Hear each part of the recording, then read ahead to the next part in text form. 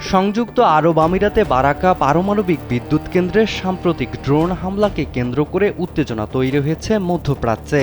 ইরানের সামরিক সূত্রের দাবি, হামলাটি ইসরায়েল পরিকল্পিতভাবে চালিয়েছে যাতে এর দায় ইরানের উপর চাপিয়ে আঞ্চলিক সংঘাত আরও উস্কে দেওয়া যায়। ইরান বলছে তারা কখনোই এমন আত্মঘাতী কাজ করবে না, কারণ এতে তাদের নিজেদের পারমাণবিক কেন্দ্রেও ঝুঁকিতে পড়বে।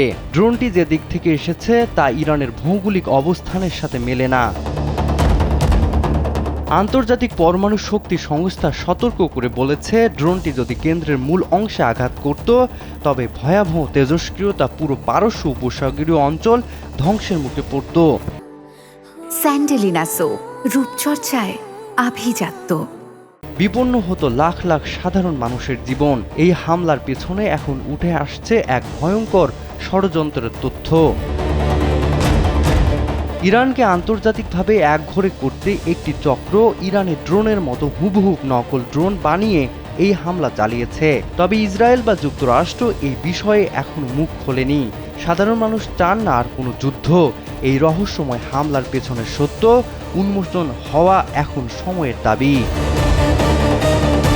সালমান ইসলাম পলক, কালবেলা।